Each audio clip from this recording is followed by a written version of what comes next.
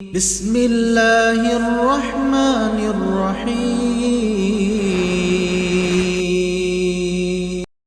ان الحمد للہ نحمده ونستعینه ونستغفره ونعوذ باللہ من شرور انفسنا ومن سیئات اعمالنا من یهده اللہ فلا مضل له ومن يضلل فلا هادي له واشهد ان لا اله الا الله وحده لا شريك له واشهد ان محمدا عبده ورسوله اللهم صل على محمد وعلى ال محمد كما صليت على ابراهيم وعلى ال ابراهيم انك حميد مجيد اللهم بارك على محمد وعلى ال محمد كما باركت على ابراهيم وعلى ال ابراهيم انك حميد مجيد رب اشرح لي صدري ويسر لي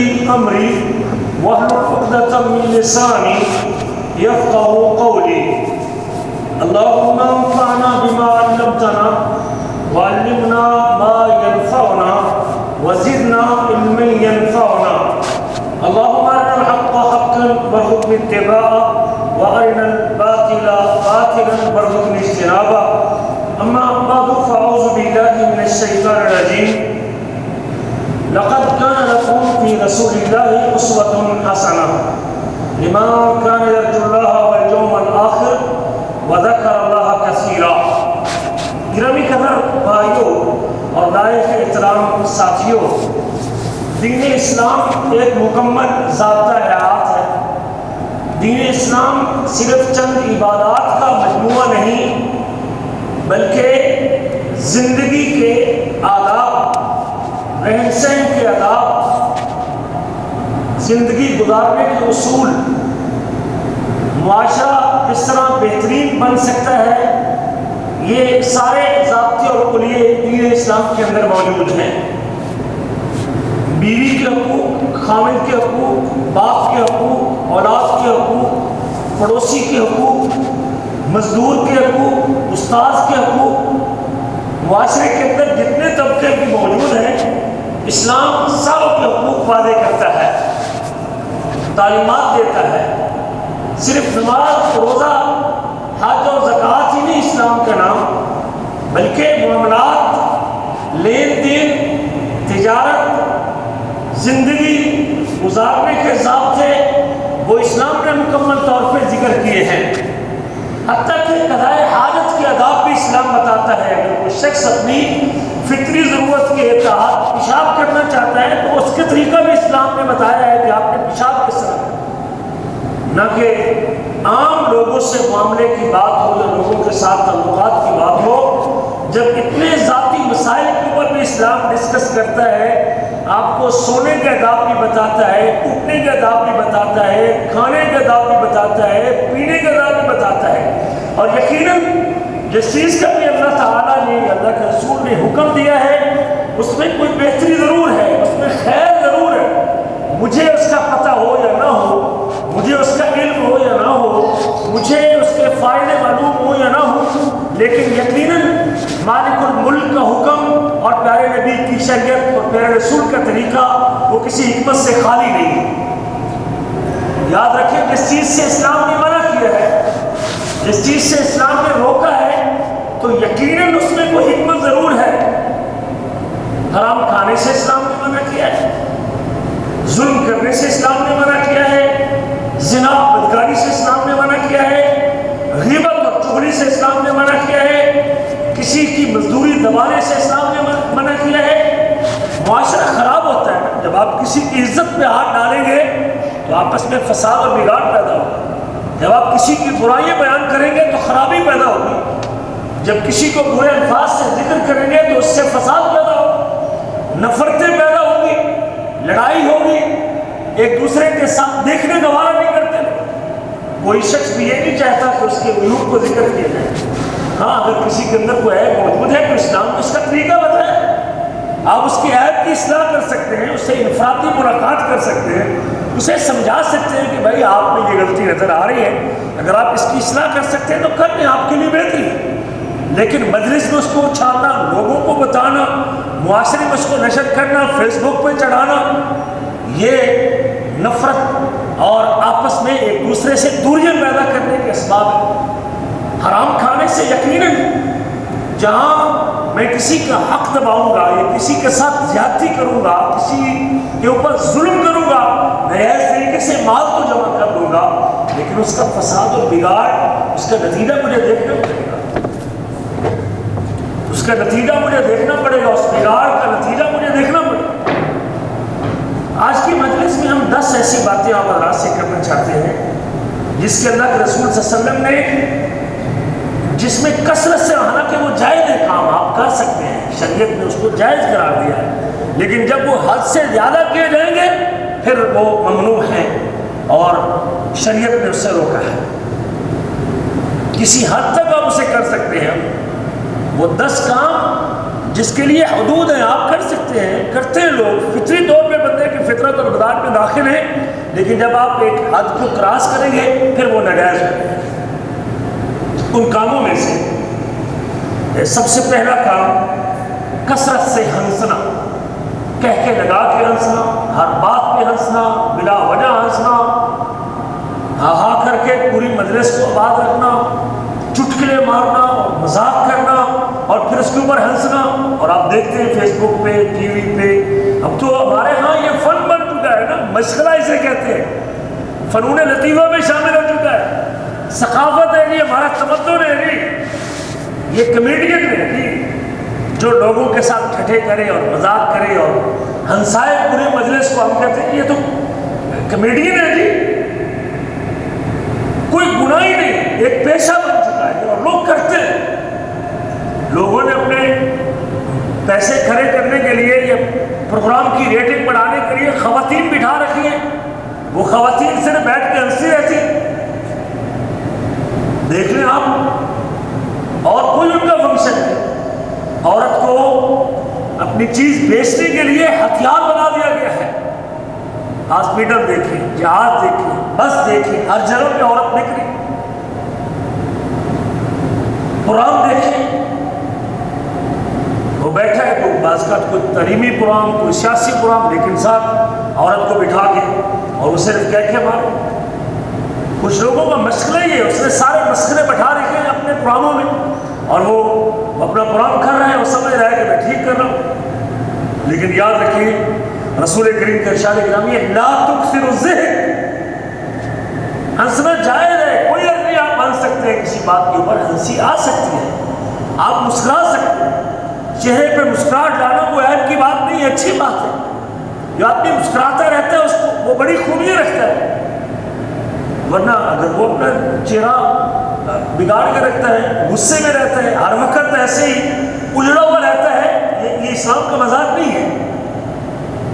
آدمی کے چہرے پہ مسکراہٹ رہنی چاہیے۔ تبسم کا فی وجہ اخیک صدقہ، تو اگر آپ اپنے مسلمان بھائی کو خندہ روئی کے ساتھ، ہنس مکھ ہو کے، خوش چہرے کے ساتھ ملتے ہیں، یہ بھی ثواب ہے۔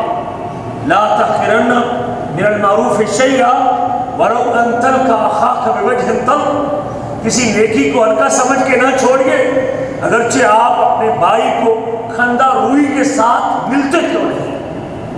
ایک بندہ منہ بسور کے ملتا ہے، منہ چڑھا کے ملتا ہے، تیور بدل کے ملتا ہے، ماتھے پہ بل لے کے آتا ہے اور پھر جا کر لوگوں سے سلام کرتا ہے اور لوگوں کو ملتا ہے، اور ایک شخص ہر وقت مسکرا کے رہتا ہے، چہرے پہ مسکراہٹ رکھتا ہے، ہر وقت اس کے چہرے پہ تبسم ہے اور خوشی کے پھول کھلے رہتے ہیں، وہ بھی لوگوں کو ملتا ہے، لیکن یقیناً اس کو اس ہنسنے اور مسکرا کر چہرے پہ مسکراہٹ لانے کے اوپر بھی اللہ اجر عطا کرتا ہے۔ لیکن کہکا لگانا، بلا وجہ ہنسنا اور بہت زیادہ ہنسنا، اللہ کے نبی کہتے ہیں لا تکثر الضحک، زیادہ نہ ہنسیے، فإن کثرت الضحک تمیت القلب، زیادہ ہنسنا بندے کے دل کو مردہ کر دیتا ہے، یہ دل کو مردہ کر دیتا ہے۔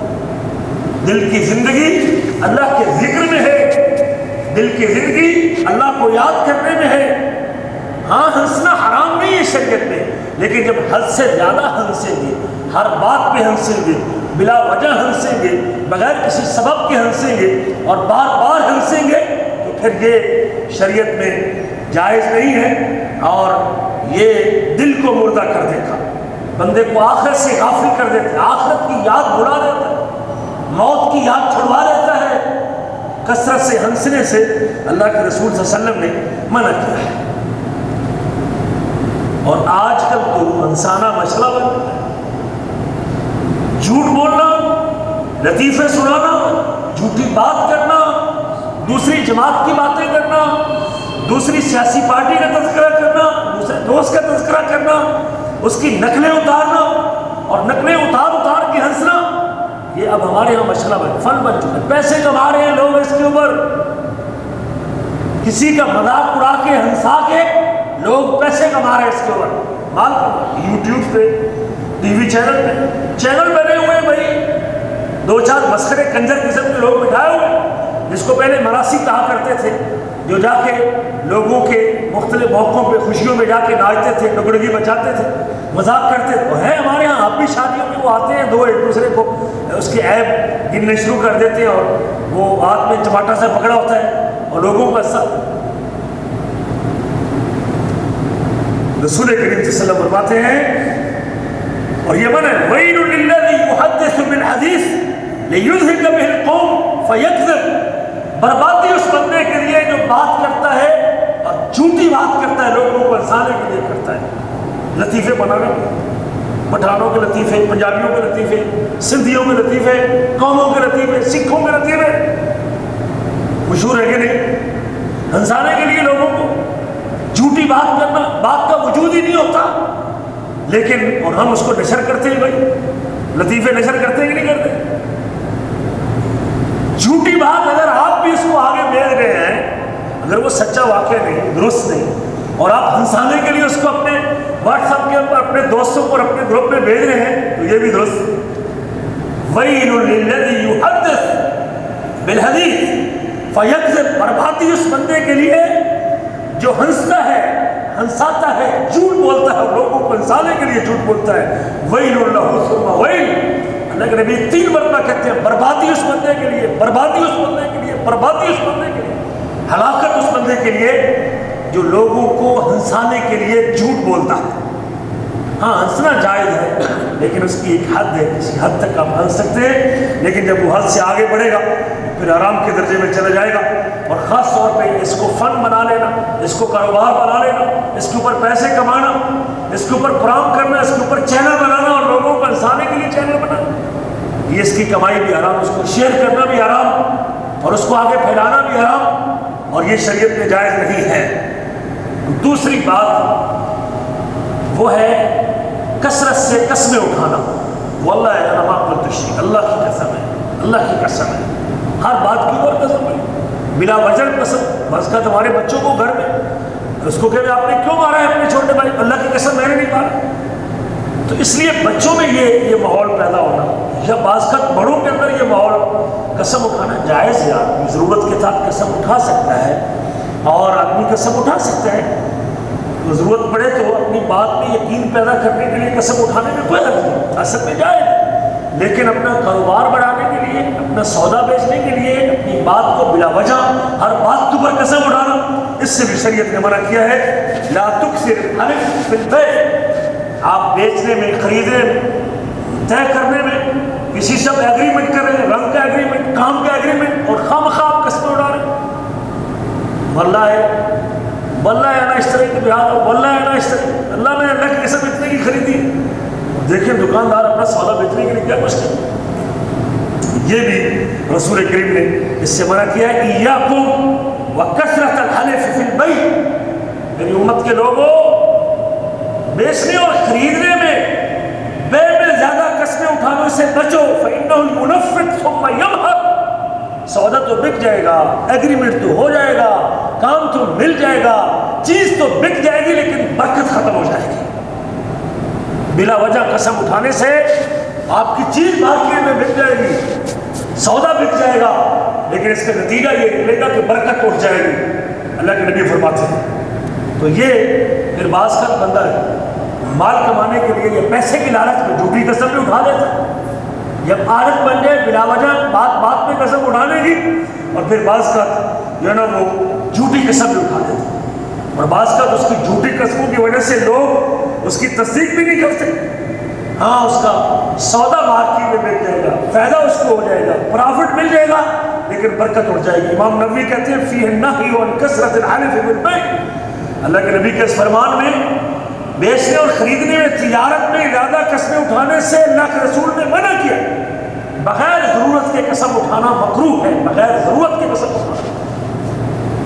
آپ مکینک ہیں، آپ کاروباری ہیں، آپ اگر رسمکری ہیں، آپ اگر پینٹر کا کام کرتے ہیں، آپ اگر کپڑے کے کاروبار کرتے ہیں، آپ اپنا اور کوئی کام کرتے ہیں، اور چیز بیچتے اور خواہ بخواہ اللہ کی قسم اٹھا کے اور بات بات میں اپنی قسم کو بیچ میں لے کے آتے ہیں، تو یہ حسب ضرورت قسم اٹھانا جائز ہے. جب آدمی محسوس کرے کہ میں سچا بھی ہوں اور میری بات بھی ٹھیک ہے اور اس کو میں نے اپنی بات کے اوپر یقین دلانا ہے، قسم اٹھانا جائز ہے، کوئی حرج نہیں ہے. لیکن جب آپ کی وہ قسم جب ضرورت سے زیادہ بغیر کسی وجہ اور بغیر سبب کے بار بار قسم اٹھائیں گے تو پھر اس سے بھی شریعت نے منع کیا ہے، اور یقیناً اس کو اہل علم نے مکروہ قرار دیا ہے. اور بعض کا اس کی وجہ سے آپ خریدنے والے کو دھوکہ بھی دے سکتے ہیں، آپ کی اس قسم کی وجہ سے وہ دھوکے کے اندر بھی مبتلا ہو سکتا ہے. اگر کبھی ایسی غلطی ہو جائے تو اللہ کے رسول صلی اللہ علیہ وسلم نے اس کا علاج بھی بتایا ہے. فرمایا اللہ کے نبی صلی اللہ علیہ وسلم نے یا معاشر التجار ان البیع یضره اللغو والحلف. اے تاجروں کی جماعت، جب آپ خرید و فروخت کرتے ہیں تو کبھی آپ کو فضول بات بھی کر دیتے ہیں، بیکار بات بھی آپ سے ہو جاتی ہے، لغو بات بھی ہو جاتی ہے، اور کبھی آپ سے قسم بھی اٹھائی جاتی ہے. فشوبوہ بالصدقہ، اپنی اس لغو اور فضول بات اور اپنی اس قسم کا علاج صدقہ کے ساتھ کرو. اللہ کے رستے میں کچھ خرچ کیا کرو تاکہ اس قسم کی وجہ سے وہ اگر وہ بوجھ آپ کو اوپر پڑا ہے تو وہ دور ہو جائے. تیسرا مسئلہ وہ ہے کثرت سے سوال کرنا، بہت زیادہ سوال کرنا. کچھ لوگوں کو عادت ہوتی ہے بلا وجہ سوال کرنا کہ میں ریاض جا رہا ہوں، کیوں جا رہے ہیں؟ میرے پاس مہمان آیا، کون آیا آپ کے پاس؟ جب آپ کو پتہ نہیں اس بندے کا، آپ کو اس کو خریدنے کی ضرورت، اگر وہ بندہ ضرورت محسوس کرے کہ میں آپ کو بتانا ہوں اس کی تفصیل، میں پاکستان جا رہا ہوں، آپ کیوں جا رہے ہیں؟ آپ تو پچھلے سال بھی گئے تھے. اچھا آپ اتنے سالوں سے پاکستان کیوں نہیں جا رہے ہیں؟ آپ کیوں نہیں جا رہے؟ کیا وجہ ہے؟ ہر بندے کے اپنے ضرور ہوتے. اچھا آپ کی تنخواہ کتنی؟ آپ ہر مہینے کتنے کماتے ہیں؟ آپ کو ڈیلی کتنا منافع آتا ہے؟ اچھا پھر آپ کتنے گھر میں خرچ کرتے ہیں بلا وجہ میں؟ اچھا کچھ خواتین کو عادت ہوتی ہے، اچھا آپ اپنے بچوں کو کیا کھلاتے ہیں؟ جو کھلاتے ہیں ہر بندے کے اپنے ظروف ہیں. وہ اللہ نے پردہ رکھا ہوا ہے، جو کھلاتے ہیں، دودھ پلاتے ہیں، دہی کھلاتے ہیں، سکی روٹی کھلاتے ہیں، ہر بندے کا. لیکن آپ کھلاتے کیا؟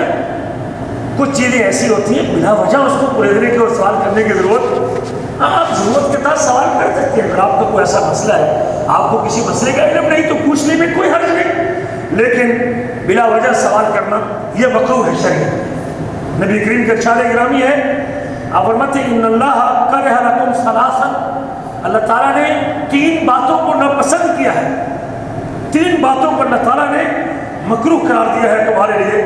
قیل وقال، کہا گیا ہے، کہتے ہیں، کسی نے کہا ہے، کوئی کہہ رہا تھا، یوں سنا ہے میں نے، یہ کہا گیا ہے، کوئی کہہ رہا تھا.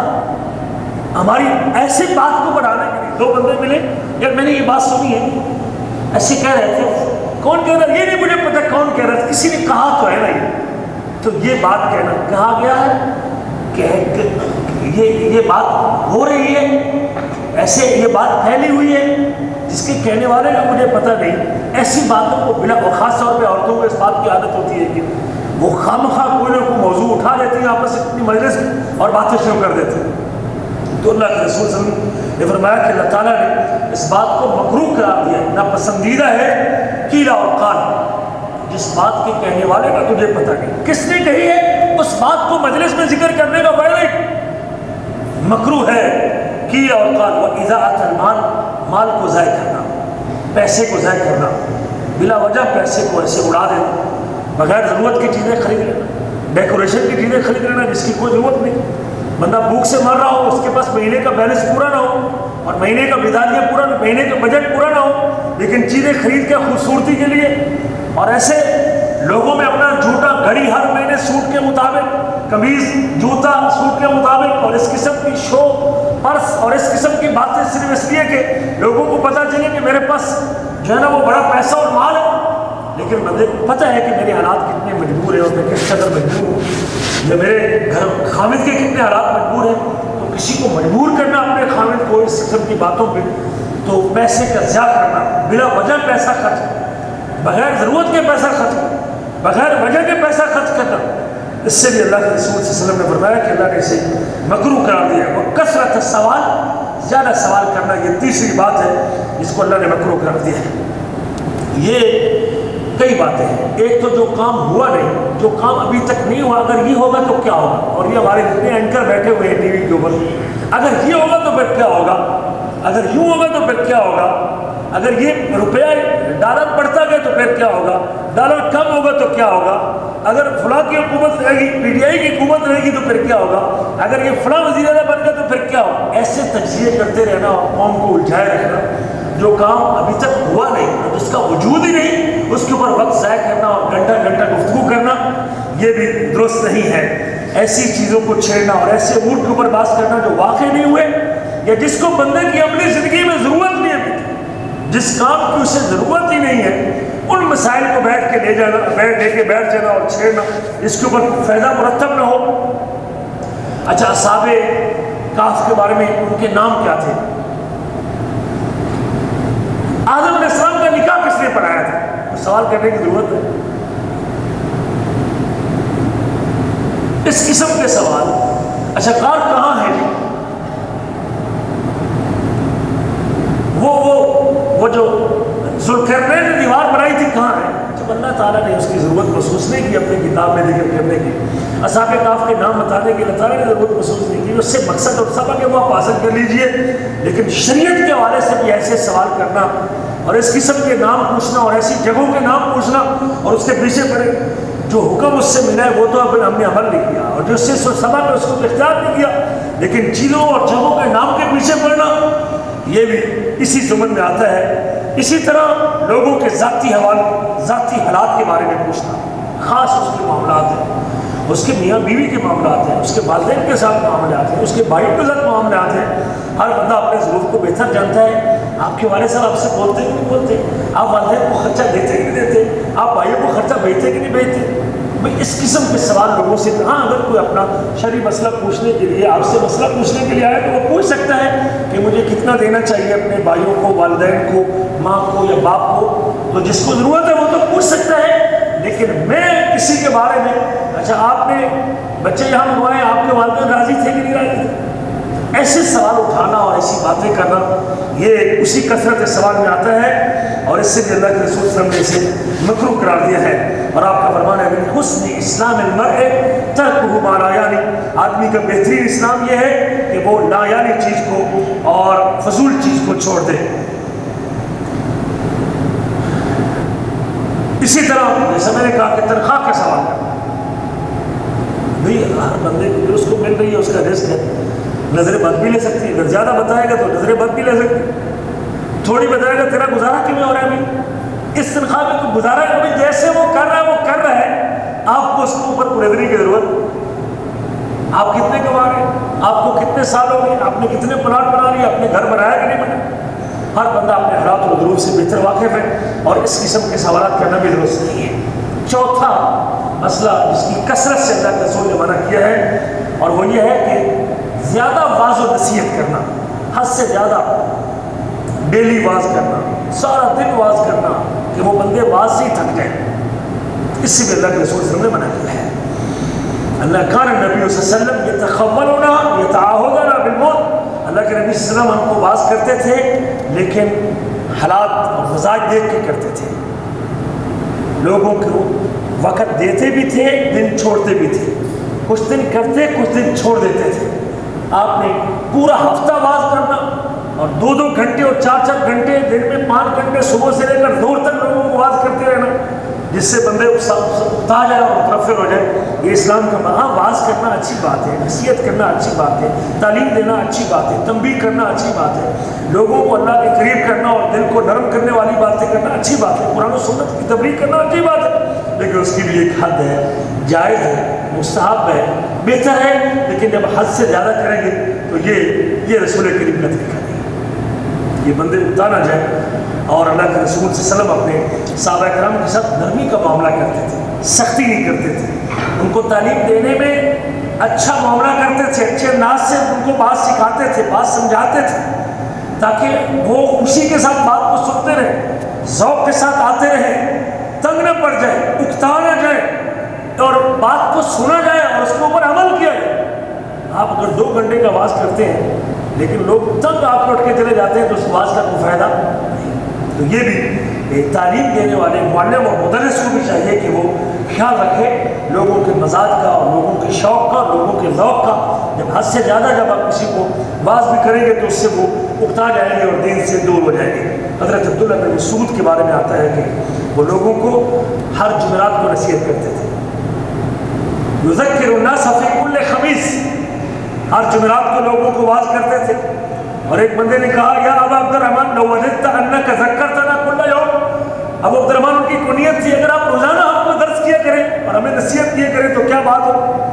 فرمایا اما انه یمنعنی من ذلک, میں اس لیے روزانہ واز نہیں کرتا کہ میں اس بات کو ناپسند کرتا ہوں کہیں کہ تم اکتا نہ جاؤ. رسول کریم کبھی واز کرتے تھے, کبھی چھوڑ دیتے تھے. پورا ہفتہ واز کرنا اور کئی گھنٹے واز کرنا یہ لوگوں کی اکتاہٹ کا باعث بن سکتا ہے. اور اس سے بھی ہمیں چاہیے کہ لوگوں کی مزاج اور لوگوں کی طبیعت کے مطابق واز کرنا چاہیے, لوگوں کو اس سے متنفر نہیں کرنا چاہیے اور لوگ اکتا نہ جائے دین سے. 5واں مسئلہ میرے عزیزوں جو جائز ہے آپ کر سکتے ہیں لیکن ضرورت سے زیادہ کریں گے تو وہ ناجائز ہو جائے گا. طواف کے اندر باتیں کرنا. طواف بیت اللہ کا جب اندر طواف کر رہا ہو, اپنی طواف کر رہا ہو یا عمرے کا طواف کر رہا ہو, اس میں باتیں کرنا, مشغول ہو جانا. اب تو آپ کو پتہ ہے کہ صرف بات نہیں, وہ پوری لائیو کر دیتے ہیں لوگ, فیس بک کے اوپر اس کو لائیو کر دیتے ہیں, اپنے یوٹیوب چینل کھول لیتے ہیں اور لائیو اپنے پورے گھر والوں کے ساتھ باتیں بھی کر رہا ہوتا ہے, طواف بھی کر رہا ہوتا ہے. یہ حجر اسود ہے, یہ رکن یمانی ہے, یہ عظیم ہے, یہ مقام ابراہیم ہے. اور طواف کے دوران ہی آؤ میں آپ کو مقام ابراہیم دکھا. اگر آپ نے یہ چیزیں دکھانی بھی ہیں تو طواف کے بعد بھی دکھا سکتے ہیں, لیکن دوران طواف اور دوران عبادت اگر آپ لوگوں کو اس طرح مشغول کرتے ہیں. اللہ کے نبی فرماتے ہیں انما الطواف صلاۃ, طواف نماز ہے. فَإِذَا تُفْتُمْ فَأَقِلُّوا الْكَلَامَ, جب بیت اللہ کا طواف کرو تو بات کم کرو. ضرورت کے مطابق آپ پوچھ سکتے ہیں کہ طواف شروع کہاں سے کرنا ہے, حجر اسود کہاں ہے, اشارہ کہاں کرنا ہے, 2 رکعت کہاں پڑھنی ہے, کتنے چکر لگانے ہیں. بھول گیا تو بات کر سکتا ہے کہ میں آپ کتنے چکر لگ رہے ہیں, 3 ہے, 4 ہے, 5واں ہے. لیکن پورا طواف ہی میاں اور بیوی ہاتھ پکڑ کے طواف کر رہے ہوتے اور ادھر سے ہاتھ میں ہاتھ ڈالا ہوتے باتیں کر رہے ہوتے. یہ کوئی عبادت کے ساتھ مذاق, اتنی زیادہ باتیں کرنا. اللہ جائز ہے بات کرنا طواف کے اندر, یہ ایسی نماز ہے جس میں طواف میں بات کرنا جائز ہے, لیکن اللہ کے رسول صلی اللہ علیہ وسلم نے اس میں کم باتیں کرنے کا حکم دیا ہے کہ ضرورت کے مطابق بات کی جائے اور بلا وجہ بات نہ کی جائے. اور ٹیلی فون میں بات کرنا, تجارت کی باتیں کرنا, دکانداری کی باتیں کرنا اور پھر لمبی باتیں کرنا, پورے طواف کے اندر اپنا موبائل کھول کے رکھنا, یہ بھی درست نہیں ہے. اور اس سے بھی اللہ کے رسول نے کثرت سے باتیں کرنا طواف کے اندر منع ہے.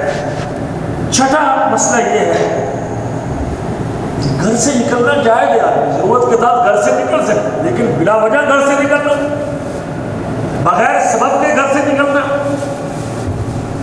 یہ درست.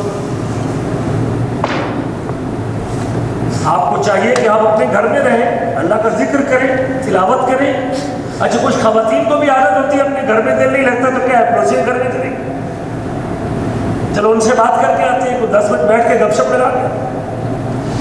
بعض بندوں کو عادت ہوتی ہے کھانا کھا لیا ہے تو آپ کہتے ہیں چلو فلاں کے پاس چلے جاتے ہیں ذرا 10 منٹ. اور باہر آپ کو پتہ ہے مجمع لگا ہوتا ہے, یا مٹھائی والی دکان پہ دیکھیں یا ہوٹل کے بعد دیکھیں, مسجد کے بعد دیکھیں, سرائے میں چلے جائیں تو وہاں دیکھیں آپ. عشاء کے بعد لوگ عصر کے بعد سے آتے ہیں اور رات 11-12 بجے تک وہاں ایک چھپر بنا ہوا ہے, بینچ رکھا ہوا ہے, لوگ بیٹھے ہوئے ہیں, آ رہے ہیں, بلا وجہ کوئی کام نہیں ہے.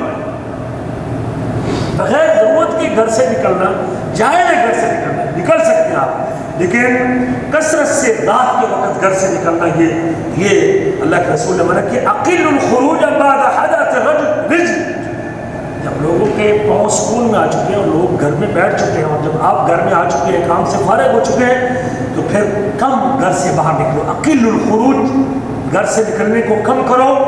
جب لوگ گھر میں آرام کے لیے آ چکے ہیں، فَإِنَّ لِلَّهِ دَوَابَ يَبُثُّهُنَّ فِي الْأَرْضِ، اللہ تعالیٰ کے کچھ جاندار ہیں جو رات کو اپنا رزق تلاش کرنے کے لیے باہر نکلتے ہیں۔ جن بھی نکل سکتے ہیں، جنات بھی ہو سکتے ہیں، حشرات بھی ہو سکتے ہیں، سانپ بھی ہو سکتا ہے جو دن کو نہیں نکلتا، وہ اپنا رزق تلاش کرنے کے لیے رات کو نکلتا ہے۔ اور اللہ تعالیٰ کی وہ جاندار چیزیں جو رات کو اپنا رزق لینے کے لیے نکلتے ہیں، اس لیے اللہ کے نبی کہتے ہیں کہ رات کو جب لوگ چلنا بند ہو جائے، لوگ آرام کر رہے ہیں سارے کے سارے، پھر بلا وجہ گھر سے نکلنا، یہ ہو سکتا ہے کہ کچھ ایسے جاندار ہیں جو دن کو سوتے ہیں اور رات کو اپنا رزق تلاش کرنے کے لیے نکلتے ہیں، ان کے لیے نقصان کا باعث ہو سکتا ہے، ان کے اوپر پاؤں بھی آ سکتا ہے، ان کی موت بھی واقع ہو سکتی ہے۔ تو اس لیے اللہ کے رسول نے چھٹی چیز ہے کثرت سے، جس سے منع کیا ہے کہ رات کو بلا وجہ گھر سے باہر۔ ویسے بھی اللہ کے نبی نے فرمایا کہ مغرب کے بعد تو اپنے گھروں کے دروازے بھی بند رکھو اور اپنے برتنوں کو بھی ڈھانپ کے رکھو اور اپنے بچوں کو مغرب کے بعد باہر نہ نکلنے دو۔ مغرب کے بعد برتن بھی ڈھانپ کے رکھو، دروازے بند کر کے رکھو اور اپنے بچوں کو مغرب کے بعد گھر سے باہر نہ نکلنے دو، کیونکہ اس وقت شیطان گلیوں میں پھرتے ہوتے ہیں اور بچوں کو اچک سکتے ہیں، بچے کو تکلیف دے سکتے ہیں، بچوں میں بگاڑ پیدا کر سکتے ہیں، کوئی فساد ہو سکتا ہے بچوں کے درمیان، کوئی برائی میں لگا سکتے ہیں وہ بچوں۔ اس لیے ان اوقات میں خاص طور پہ مغرب کے بعد تو اللہ کے رسول نے منع کیا ہے کہ بچوں کو باہر نہیں نکالنا چاہیے، دروازہ بند رکھنا چاہیے۔ کچھ لوگوں کو دروازے کھولے رہتے، دروازے کو بند رکھنا چاہیے اور برتن کو ڈھانپ کے رکھنا چاہیے۔ ساتواں مسئلہ میرے عزیزوں جس کی کثرت سے شریعت نے منع کیا ہے، اور وہ یہ ہے کہ کثرت سے باتیں کرنا، بلا وجہ باتیں کرنا، کوئی مقصد نہیں ہے۔ ہمارے استاد اللہ تعالیٰ ان کو لمبی زندگی دی، کبھی ان کو فون کر لینا، میں بھی ٹھیک ہوں، بچے بھی ٹھیک ہیں، ادارہ بھی ٹھیک ہے، باقی سب ٹھیک ہے، اللہ تعالیٰ آپ کو خوش رکھے۔ جب سب کچھ بتا دیا تو اب آگے جب فون فری ہوتا ہے اپنے کہ اور کیا ہے، اور فلانا کی حال ہے، پھر اور کی حال ہے، تھوڑی دیر کے بعد پھر اور کیا حال ہے، اور کیا حال ہے، تو یوں بات کو بڑھے۔ جب آپ نے خیر خیریت پوچھ لی ہے، ہاں ٹھیک ہے، گھر والے خیریت ہے، بچے ٹھیک ہیں، باقی سب ٹھیک ہے، بلا وجہ بات کو طول دیتے جانا اور لمبی بات کرنا، کثرت سے باتیں کرنا یا کثرت سے سنی سنائی باتیں کرنا، جو آپ بات سنی اس کو آگے کرنا۔ نبی کریم کا ارشاد گرامی ہے، یہ آپ کو جھوٹ میں واقع کر سکتے ہیں، ہنسا سکتے ہیں، باز کرتے ہیں۔ اللہ کے رسول فرماتے ہیں کفا بالمرء کذبا ان یحدث بکل ما سمع، ہر بات جو آپ کے کان تک پہنچی ہے اس کو آگے بیان کرنا ضروری۔ اور کچھ لوگ کہتے ہیں اچھا میں آپ کو ایک بات بتاتا ہوں لیکن کسی کو بتانی، اور جب کسی کو بتانی نہیں تو پھر اس کو بتانے کی ضرورت کیا ہے؟ ہمارے ایک دوست تھے مطلب اپنی خبر نمبر ہے عبدالرشید خان صاحب، اس کو جب کوئی کہتا نا کہ میں آپ کو ایک بات بتاتا ہوں کسی کو بتانی نہیں، وہ آگے سے کہتا معذرت آپ مجھے بتائیں نہیں، آپ جو مجھے شرط لگا رہے ہیں کہ میں آپ کو بات بتاتا ہوں کسی کو بتانی نہیں، تو جب وہ کسی کو بتانی تو مجھے کیوں بتا رہے ہیں؟ اس کا معنی ہے کہ اس بات میں کوئی بگاڑ اور کوئی فساد ضرور ہے، یا وہ غیبت ہے، یا وہ چغلی ہے، یا وہ خیانت ہے، یا کوئی ایسا اس میں سکم موجود ہے کہ آپ یہ نہیں چاہتے کہ لوگوں کو اس کا پتہ چلے۔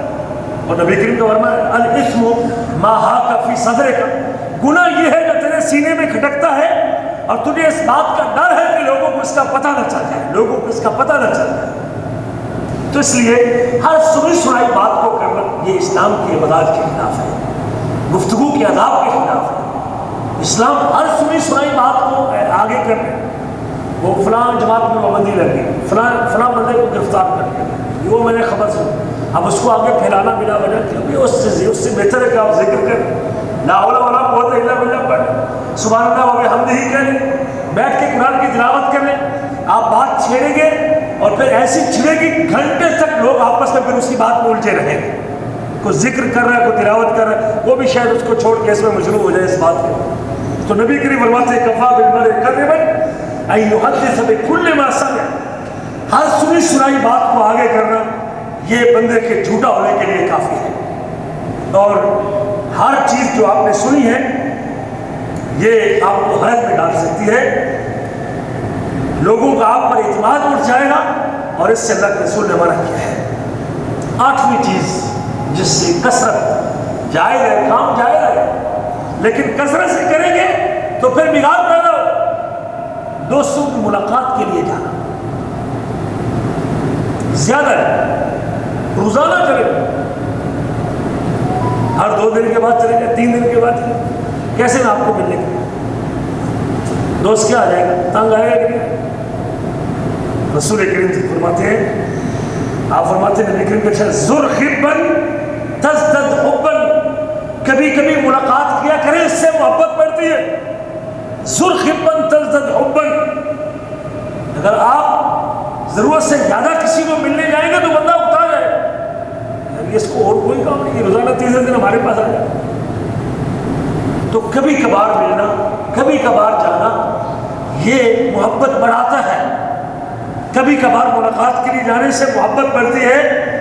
اور اپنے دوستوں کی ملاقات کے لیے، ساتھیوں کی ملاقات کے لیے آپ کبھی کبھار جایا کریں، لیکن جب ضرورت سے زیادہ جائیں گے تو پھر اس لیے وہ پریشانی کا باعث بنے گی. ہاں کچھ ایسی جگہ ہوتی ہیں جہاں آپ کو روزانہ جانے میں کوئی حرج نہیں، جیسے والدین کو ملنے کے لیے جانا، اور جہاں آپ کو پتہ ہے کہ میرا دوست یہ چاہتا ہے کہ اس سے ملنے کے لیے جاؤں اور اس کی تمنا ہے کہ اس سے ملوں، تو پھر ایسی جگہوں پہ کوئی حرج نہیں کہ آپ آدمی جو ہے نا جا سکتے ہیں ملنے کے لیے جب آپ سمجھتے ہیں کہ اس کی چاہت اور محبت اسی میں، کسی بیمار کو کرسی کرنے کے لیے جانا، اور وہ سمجھتا ہے کہ میرے جانے سے اس کی بیماری کا بوجھ ہلکا ہو سکتا ہے اور میرے جانے سے اس کو محبت اور انس مل سکتا ہے، تو ایسی جگہوں پہ روزانہ جانے میں بھی کوئی حرج ہے. ماں باپ کو ملنے کے لیے جانا. 9ویں چیز میرے عزیزوں جو ہے نا وہ خرچ کرنا، پیسہ خرچ کرنا جائز کر سکتے ہیں، لیکن جب ضرورت سے زیادہ خرچ کرے، حد سے بڑھ کے خرچ کرے گا، اس سے بھی شریعت نے منع کیا ہے. بلا وجہ خرچ کرنا، فضول چیزوں پہ خرچ کرنا، بلا مقصد خرچ کرنا اور بغیر فائدے کے خرچ کرنا، اس کی کثرت بھی وہ جائز نہیں ہے. اللہ فرماتے ہیں وَكُلُوا وَاشْرَبُوا وَلَا تُسْرِفُوا، کھاؤ اور پیو اور اسراف نہ کرو، کھاؤ اور پیو اسراف نہ کرو. کھانا اگر آپ نے 1 نفر چاول اور ربع مرغی آپ کھا سکتے ہیں تو آدھی مرغی منگوانے کی ضرورت. کھانا اگر آپ کا پک گیا ہے تو دوپہر کا کھانا شام میں کھانے میں کوئی حرج ہے؟ آپ کا کھانا پڑا ہوا ہے دوپہر کا بچا ہوا، شام کو اگر اس کو کھایا جا سکتا ہے تو اس کو کھا لیں. ہم نے لوگوں کو دیکھا ہے کھانا پکتا ہے اور پکنے کے بعد پلیٹوں میں ڈال لیا جاتا ہے، جو کھایا گیا اور جو پلیٹ میں باقی بچا وہ سفرے کے اوپر اڈیل دیا. بھئی آپ ڈالی نہیں اتنا پلیٹ میں، اگر آپ نے نہیں کھانا تو آپ پتیلے سے یا ڈونگے سے اتنا نہیں کھانا. کچھ لوگ شادیوں کے پہ جاتے ہیں، اس طرح ہوش ہوتی ہے اپنا کھانا ڈالنے کی، پلیٹ بھر کے چاولوں کی رکھ لیں گے، بوٹیاں کٹی کر لیں گے، کباب رکھ لیں گے، سارا کچھ رکھ لیں گے، لیکن آدھا کھانا پلیٹ میں چھوڑ کے اڑ جائیں گے. کلو وشربو، اللہ کہتے ہیں کلو وشربو، کھاؤ اور پیو، ولا تسرفو، ہاتھ سے آگے تو نہ بڑھو، اسراف تو نہ کرو، ضائع تو نہ کرو، کوڑے کے اندر تو نہ پھینکو. شاید کتنے لوگ ہیں اس لقمے کے محتاج ہیں. کچھ لوگ سمجھتے ہیں ہمارا وڈیرا پان ہے، اب ہمارے اب اس کھانا بچا ہوا کھانا ہم کھائیں، لوگ کیا کہیں گے؟ نہیں میرے عزیزو، اس سے شریعت نے منع کیا کھانا باقی کھانا سنبھالنے. اب تو لوگ بڑے ہوٹلوں میں بھی کھانا پیک کروا لیتے ہیں، تو کھانا بچ جاتا ہے کہتے ہیں پیک کر دیں، ہم اس کو گھر لے جائیں، کسی کو صدقہ کر دیں اگر آپ نہیں کھانا چاہتے ہیں، اب اس کو صدقہ بھی کر سکتے ہیں، لیکن یوں کھانا ضائع کر دینا. اور میں نے لوگوں کو دیکھا ہوٹل سے تازہ روٹیاں لیتے، 4 روٹیاں 2 روٹیاں 5 روٹیاں، وہ شاپروں میں ایسے سوکھی شاپروں میں بند کر کے بالکل ثابت روٹیاں لوگ پھینک دیتے. ہفتے کے بعد روٹیوں کا ایک بنڈل پورا اٹھا کر بیٹھتے، کہتے ہیں کہ ہم تازہ روٹی کھاتے ہیں، دوپہر کی بجی روٹی شام کو نہیں کھاتے. اگر آپ کے پاس پیسہ ہے اتنا تو اس غریب کو دے دیں جس کے پاس لقمہ نہیں. لوگ بھوک سے مر رہے ہیں، لوگوں کے پاس ذاتی اخراجات، اپنی خوراک کے پیسے پہننے کے لیے جوتا نہیں ہے، لیکن آپ اگر یوں پیسہ برباد کرنے، اللہ نے آپ کو دیا ہے تو یوں اس کو برباد کرنا اور ایسے روٹی ضائع کر دینا. بھائی روٹی سنبھال کے رکھنا، اس کو فریج میں رکھ لیں، شام کو کھا لیں. کھانا بچ گیا تو اگلے دن کھا لیں، کوئی حق نہیں. تو یہ بھی اس زمرے میں آتا ہے جس سے اللہ کے رسول نے منع کیا ہے. اور انہوں نے منع کیا ہے، آپ فرماتے ہیں کلوا واشربوا والبسوا وتصدقوا، کھاؤ پیو اور پہنو، کھاؤ پیو اور پہنو اور صدقہ کرو، لیکن اسراف کے بغیر اور تکبر کے بغیر. تکبر بھی نہیں ہونا چاہیے، اسراف بھی نہیں ہونا چاہیے. کچھ چیز گر گئی آپ اس کو اٹھاتے ہیں. نبی کریم تو لقمہ ہاتھ سے گر جاتا تو اٹھا لیتے تھے.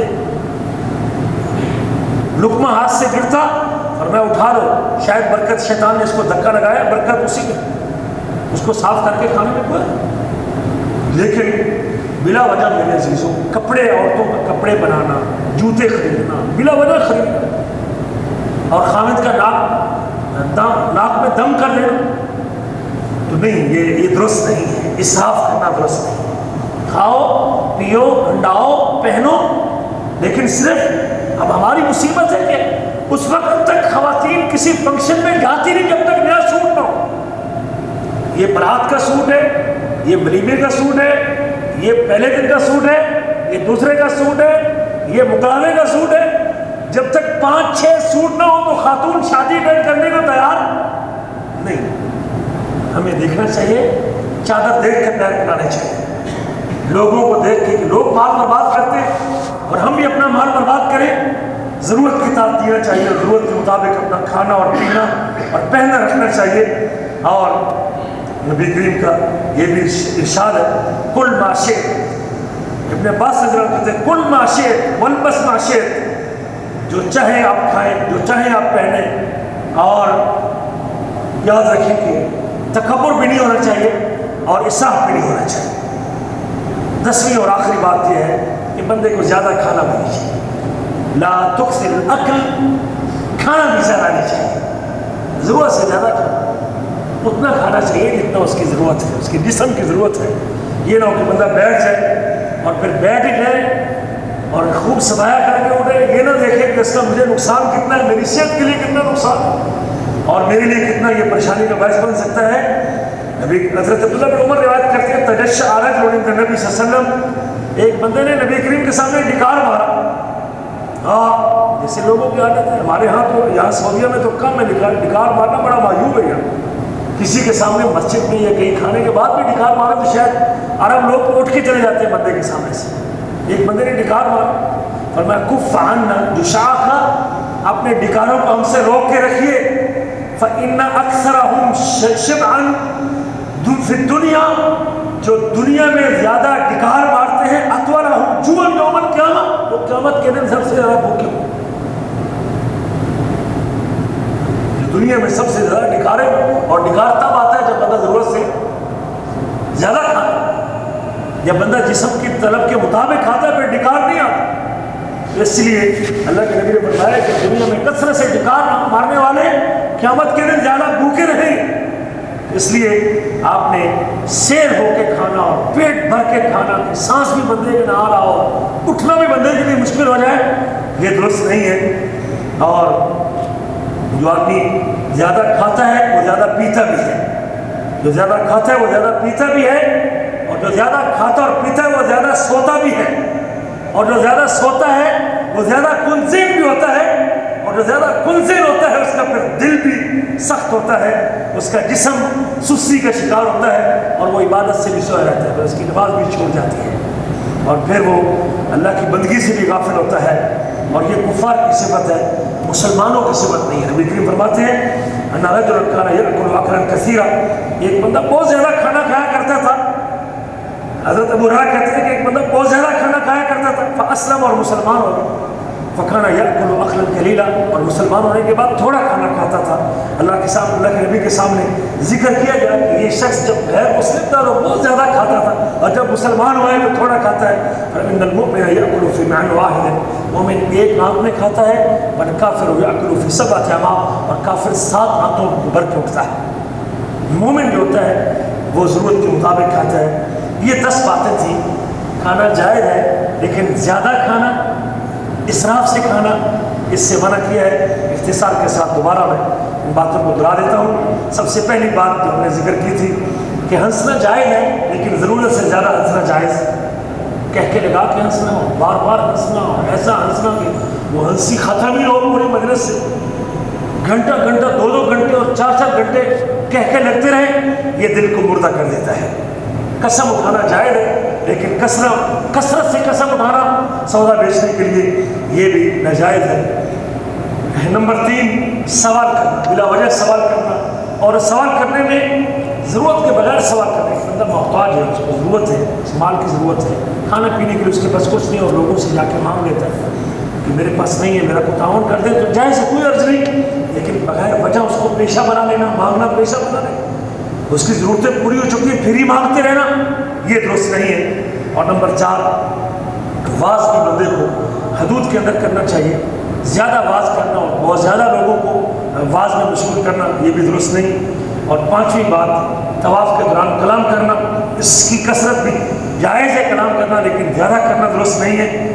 گھر سے بلا وجہ رات کو نکلنا یہ بھی ٹھیک نہیں ہے، ہر سنی سنائی بات کو کرنا بھی درست نہیں ہے۔ 8ویں بات، دوستوں کی ملاقات کے لیے جانا اور ایسے ہی ہر روز چلے جانا اور اگلے بندے کے لیے بوجھ بن جانا یہ بھی، اس کی کثرت درست نہیں ہے۔ 9ویں بات کہ بندے کو اپنے اخراجات کنٹرول کرنے چاہیے، وہ شخص کبھی مار نہیں کھاتا جس کے اخراجات کنٹرول کرتے، جو چیز خریدتے وقت بھی خیال کرتا ہے ایسے نہ خریدے اور بلا وجہ نہ خریدے، اور دیکھ کے خریدے اور مناسب ریٹ پہ خریدے، اور خرچ کرتے وقت بھی وہ اسراف اور تکبر کا کام نہیں کرتا۔ کچھ لوگ کھانا منگوا لیں گے کہ مجھے یہ کڑھائی بھی، ایک کڑھائی مرغی کر دو، ایک 10 کباب کر دو، جو فلاں کر دو، لیکن وہ کھا لوٹ کے جائے، تو یہ تکبر ہے اور یہ درست نہیں ہے۔